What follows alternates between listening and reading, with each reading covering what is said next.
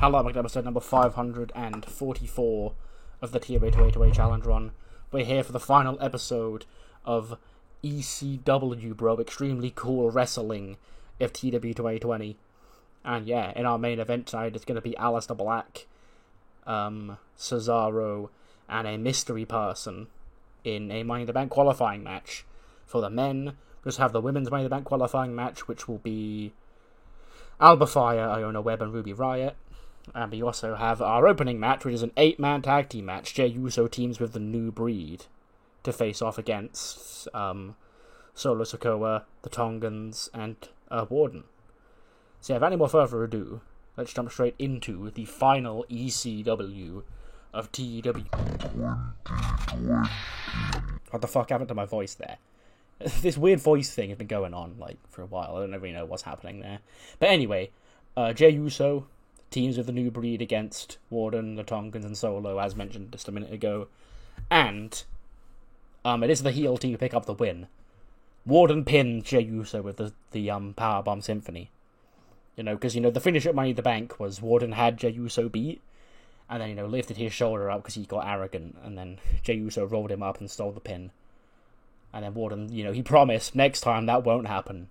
And he, I guess, kept his promise because he did pin Jey Uso here tonight.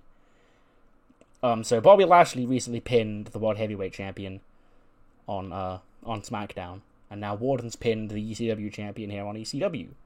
40 for Terrence Dudley, 50 for Terrell Dudley, 48 for Hook, 94 for Jey Uso, 34 for Tonga Loa, 49 for Tama Tonga, 83 for Solo, and a 90 for Warden. So yeah, that gives Warden the advantage heading into this Saturday night, where it'll be a triple threat match, them two and Austin Theory for the ECW Championship. Speak of the devil, the match finishes, Warden and Solo, they sort of do have a tense exchange. There's no physicality. They just sort of go, nose to nose and start, just staring each other down. But then that stare down is broken up because Austin Theory slides into the ring and he goes low on Warden. And he picks up Warden, he hits the A-Town down on Warden, poses with the championship, as the Tongans and Solo sort of back away because, they do have beef with Warden. So, yeah. But, yes, that is our triple threat match at Money in the Bank. Every single World Championship men's match is a triple threat match, including this one. Austin Theory, Warden, and Jey Uso. We're just 4 nights away from that. They get a quick interview. Kelly Kincaid with Sasha Banks. And Kelly goes, Sasha, I don't know what your recent issues, you and Liv Morgan had a promo a couple of weeks ago, and then Liv Morgan was found laid out at the hands of the Next Gen on Heat last week. And just last night, you appeared on Heat, and you seemed to be, in the know of what was happening there. And Sasha goes, it's time I finally come clean, Kelly. Kiana James is now, running things over on Heat, and she's doing a fine job, better than Brandy ever could have done on that show. She's in charge of the next generation of women over there on Heat. Which is why that's where little Liv Morgan deserves to be. Because Liv Morgan, if you can even call her anything in wrestling, it's the next generation. Because she's sure as hell not the present. Not when I'm around. Okay? So, what happened is I gave Liv a little warning 2 weeks ago not to get involved in my business. And what did she do? She got involved in my business. So I took care of that business. Okay, because that's what rich and powerful CEOs do. Now, as for Liv, she thinks she's so hot, but because she beat Sheeta. Okay, Sheeta's a hell of a talent, but I could beat Sheeta in my sleep. In fact, tonight I will. So, watch me later on, Kelly Kincaid, as I beat Hikaru Shida and prove that Liv Morgan ain't nothing but hype. Liv Morgan is only popular with these fans who think that they've got a shot at taking her home. Not like me. I'm on the top because I'm the very best wrestler here in ECW and in the entire WWE. And that's why I stay on top.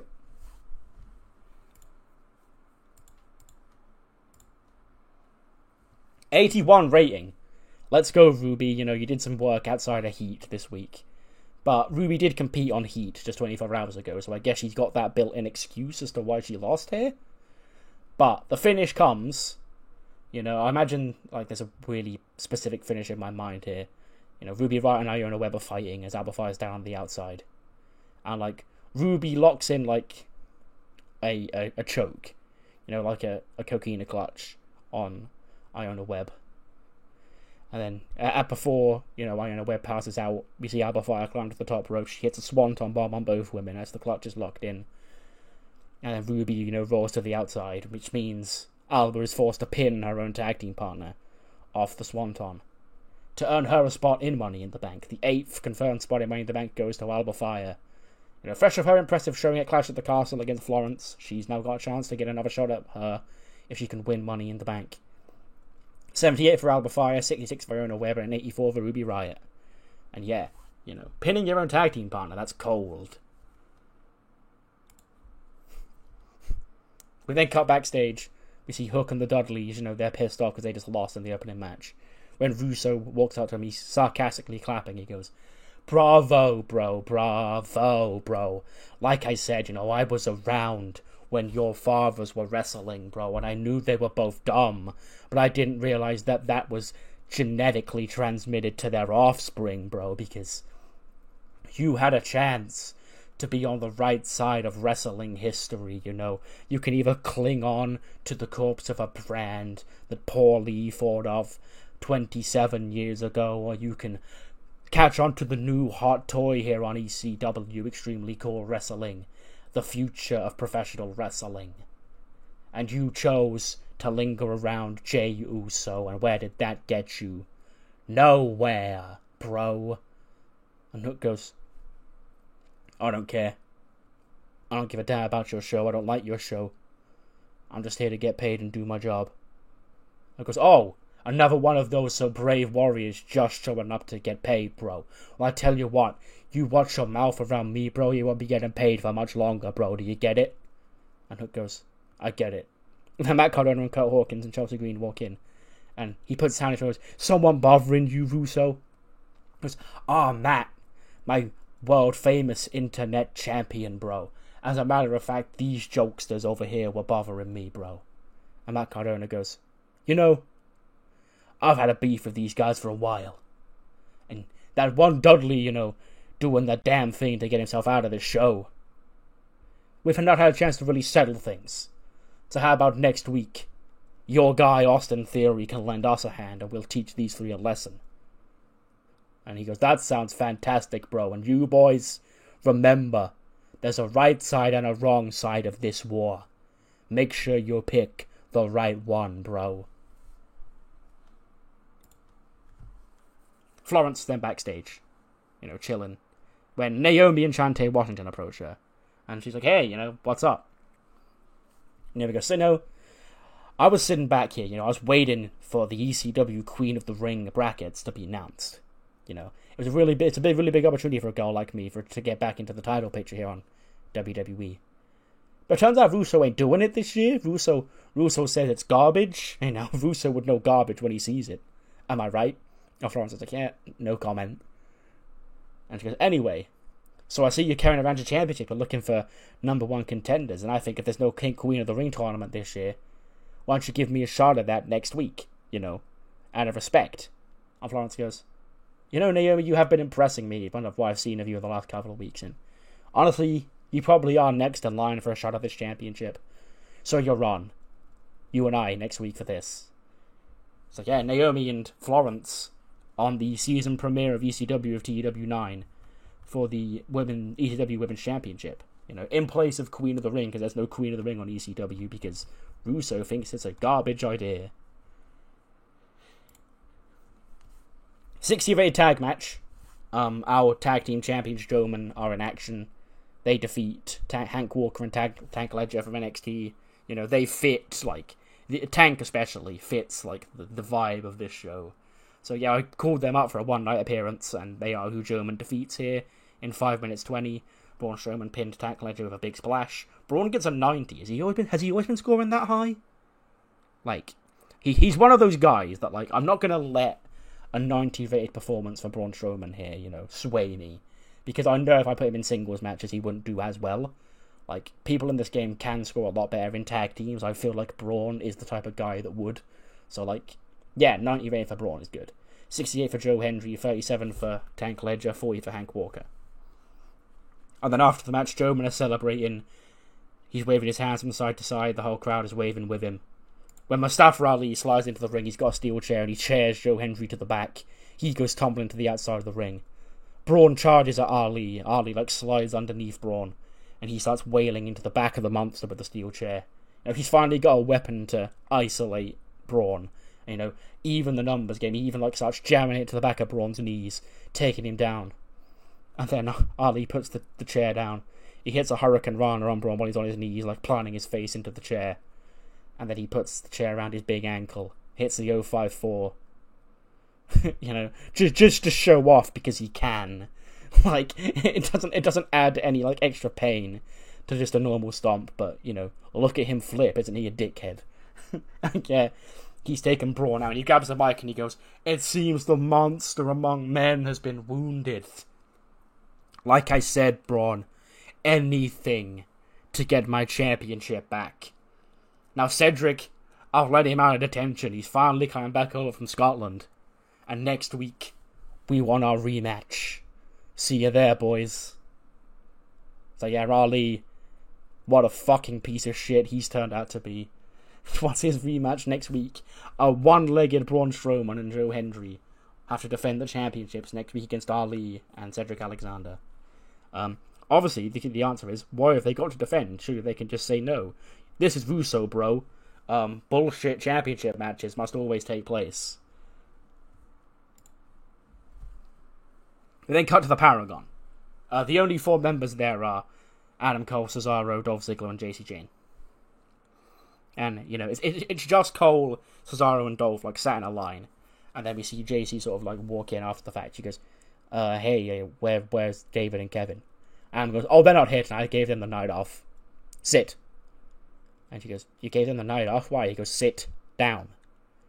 She sits. And he goes, "Last week was a big week for us. Last week, the Paragon earned their spot in Money in the Bank. When David and Kevin managed to win their qualifying match against whatever teams they were, I can't even remember. It's so irrelevant. It was all coming up Paragon, We don't have time for losers in this group. That's where Bobby's gone. That's why Dolph's here replacing him. So everything was going to be great. So how did your Money in the Bank qualifier go, JC?" And he sort of stays quiet. And he goes, "I already know. So you may as well just say." She went, "Look, I can explain, She goes, "I'm sure there's an explanation in your head. And listen, JC, ever since you joined the group, you've rarely let us down. So we can let it slide. What we can't let slide is the fact that now these House of Black boys think they've got the upper hand on us because they've got 2 Money in the Bank participants just like we do. And tonight, Cesaro's going to put a stop to Aleister Black's dreams of being in Money in the Bank. So we just want to let you know, JC, we don't tolerate losers around here. And last week, what were you?" "Last week, I didn't win." He goes, "What are you?" She goes, "I was a loser." And Cole goes, "You were. Now make sure it never happens again. Now tonight, Cesaro, our hired gun, our right-hand man here, Dolph, you're entrusted with going out with Cesaro tonight to ensure that he beats Aleister Black specifically, but whoever else in this match too. And then on Saturday night, Cesaro will do what he was hired to do, and that's help Adam Cole Bay win Money in the Bank." 86. Sasha Banks versus Hikaru Shida gets an 86. Of course it does. Sasha beats her in 15-28 with the interest rate. 86 for Sasha, 79 for Shida. Yeah, big win for Sasha. Proving that she can defeat Shida just like Liv Morgan can. But after the match, Liv Morgan comes out. And she gets into the ring.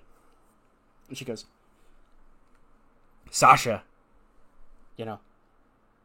all these years, to think I had respect for you, All you did was come up to me and you threatened me first, and now you've escalated this to the point where now we're gonna have to fight. Okay?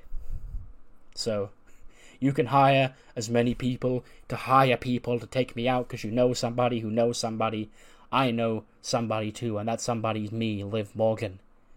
And I know my worth, and I won't let you devalue my worth because you think you're worth so much more. Sasha just like there, like mocking her, like mocking her speech as she talks. And then Liv pounces on Sasha, starts Lorraine punches down on her. Security and referees pull Liv Morgan off. Sasha scurries away through the crowd. Next week, we have a couple of matches set for next week's episode of ECW, including 2 championship matches. The first, as we heard earlier on tonight, Florence will defend her ECW Women's Championship against Naomi in a batch of respect. You know, Naomi's been grinding, she's been trying her hardest to get to the top. She's got a shot against Florence next week. Also, Joman are set to defend their championships against Mustafa Ali and Cedric Alexander. You know, Braun Strowman is a one-legged man right now, so I have to see what happens there next week. Plus, a 6-man tag team match as the New Breeds Hook, Terrell and Terrence Dudley take on Austin Theory, Matt Cardona and Kurt Hawkins in 6-man tag team action. Plus, we move on to Money in the Bank, and it is Alba Fire who punched her ticket to be the final ECW representative in Money in the Bank. She joins Kelsey Cook, Blair Davenport from this brand, and then from Raw it's Cora Jade, Tiffany Stratton, and Stephanie Vaquer. And from SmackDown, we have Zelina Vega and Utami Hayashishita. Wait, like, what the fuck do you want now?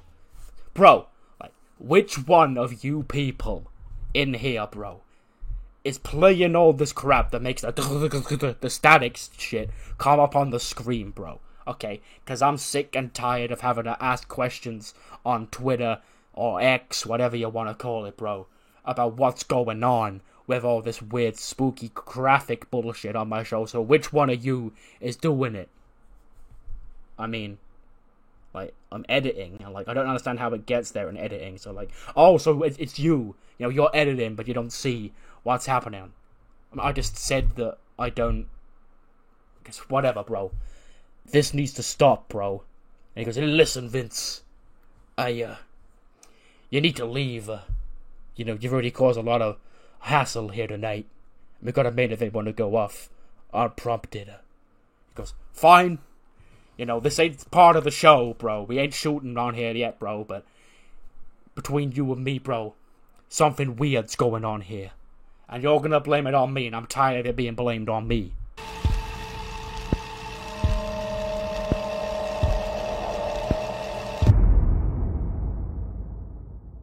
Anyway, so now that's out of the way. Main event time. 82. Jimmy Uso he makes his return. He's the third participant in this match. And Jimmy actually is the one to advance to Money in the Bank. So the finish here, you know, Dolph Ziggler's out there with the Paragon Boys.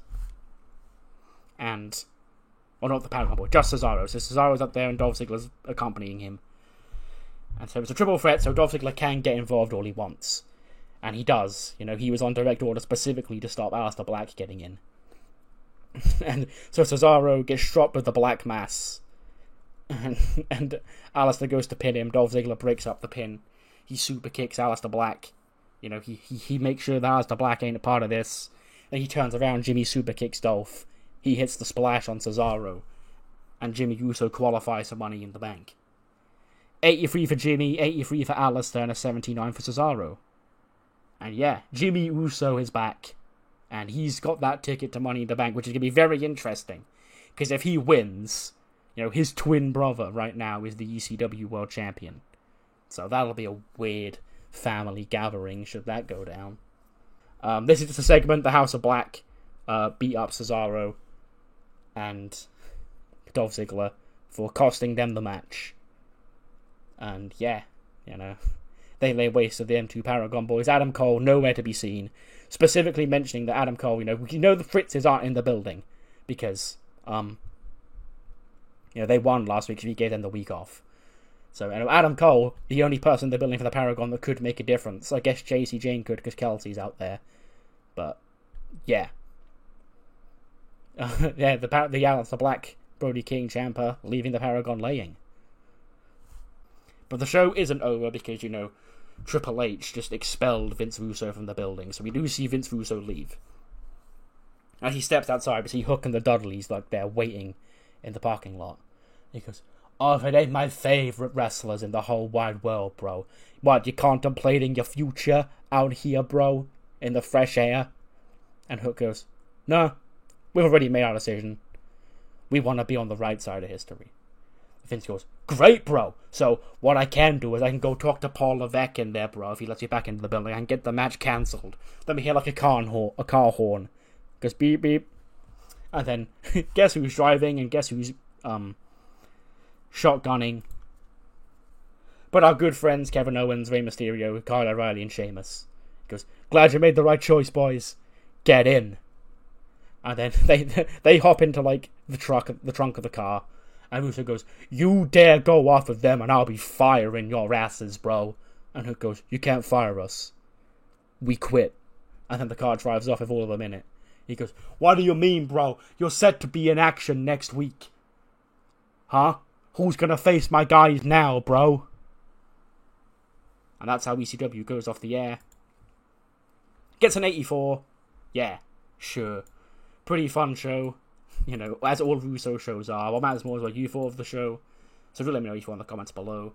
And I'll see you next time for SmackDown, the final stop before Money in the Bank, and the penultimate episode of TW 2020. Oh, and also a big episode of Velocity with high wires and a trios title match. See you then.